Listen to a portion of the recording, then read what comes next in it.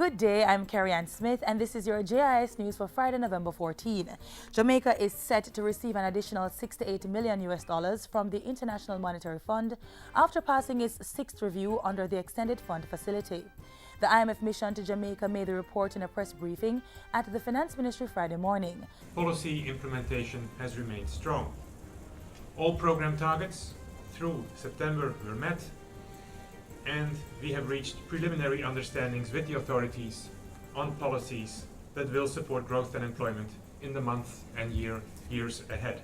The information will be passed on to the fund's executive board for consideration in December, and if accepted, Jamaica will receive the additional funds. Meanwhile, Finance Minister Dr. Peter Phillips says the growth agenda will be high on the government's list as it continues preparation for the 2015-2016 fiscal year. He says government will also be placing special emphasis on reforming the tax system and the financial sector, as well as public sector transformation. Commuters in several parishes will be able to move about with greater ease in the next 6 weeks into the new year. The National Works Agency NWA is undertaking major road patching on several corridors in Kingston, St. Andrew, St. Catherine and St. Thomas. NWA's Manager of Communication and Customer Service, Stephen Shaw, says the projects, which began on November 5, will be suspended during the Christmas and the New Year period and completed by the end of January. The program is expected to cost nearly $10 million. In Kingston, 21 corridors are being addressed, including Rosebery and Dehaney Drives, as well as the West Kings House, Ruthven, Mona, Hermitage, Holborn, Grove and Central roadways. Work will also be carried out on the Harbourview to Bull Bay Main Road in St. Andrew. In St. Catherine, Mandela Highway from Twickenham Park to Ferry and the Bog Walk to Fletcher's Avenue corridors will get attention. And there will be patching of the Bull Bay to Grand Spen and Port Morant to Pleasant Hill roadways in St. Thomas. The Port Murray Hospital is now utilizing a state-of-the-art operating theatre after a $31 million refurbishing project. Health Minister Dr. Fenton Ferguson says the newly refurbished facility will go a far way in meeting the needs of the parish and the wider population served by the hospital. This facility is in line with the vision that we have for the development of secondary care infrastructure in the public sector. The operating theatre, which had been down for over 20 years, will initially facilitate minor surgeries only, but is expected to ease the burden on the Anata Bay Hospital. The Jamaica Library Service has embarked on a major ICT-driven project which will provide Jamaicans with increased access to information communications technology resources in 127 public libraries. The initiative is called Using Technology to Empower Individuals and Communities for Development. It's being funded with $1.1 million from the government and a $2 million grant from the Bill and Melinda Gates Foundation's Global Libraries Initiative.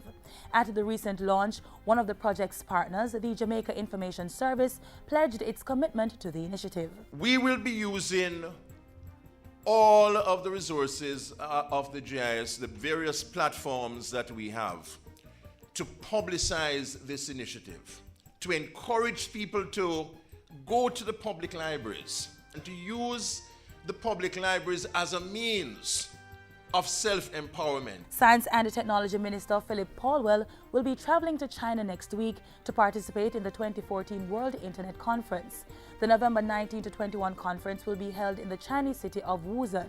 Minister Paulwell says he will be using the meeting to reaffirm Jamaica's position on the liberalization of the Internet and its increasing use in the island's development. We are going to China, and China has just assumed the Secretary Generalship of the ITU with clear position that we should not interfere with the Internet. Let it remain free and accessible to all. Let us not put any charges, any additional charges to the Internet. And let countries like ours, that now, because of the Internet, has this opportunity to be on the same level as others. The conference will be discussing global internet governance, cybersecurity, the role of the internet to promote economic and social development, and technological innovation in the field. And finally, Jamaica will join 123 countries across the world in celebrating Global Entrepreneurship Week 2014 from November 17 to 23. Several activities have been organized locally to mark the week, which is being observed under the theme Local Entrepreneurs, Global Businesses. Speaking at a recent launch, State Minister for Science Science, Technology, Energy and Mining, Julian Robinson, said government was committed to developing an ecosystem to facilitate entrepreneurship in the country. Right now, as we speak, the Development Bank of Jamaica is meeting with and evaluating and about to select a company that will provide venture capital for companies and entrepreneurs in Jamaica. They had put out a request for proposal, they had received a number of expressions of interest, and they are now interviewing and they will select a provider. More than 19 public and private sector entities are partnering to celebrate Global Entrepreneurship Week. An extensive slate of interactive activities can be found online at jm.gew.co. And that's it for JIS News Today. I'm Carrie Ann Smith. Thanks for watching.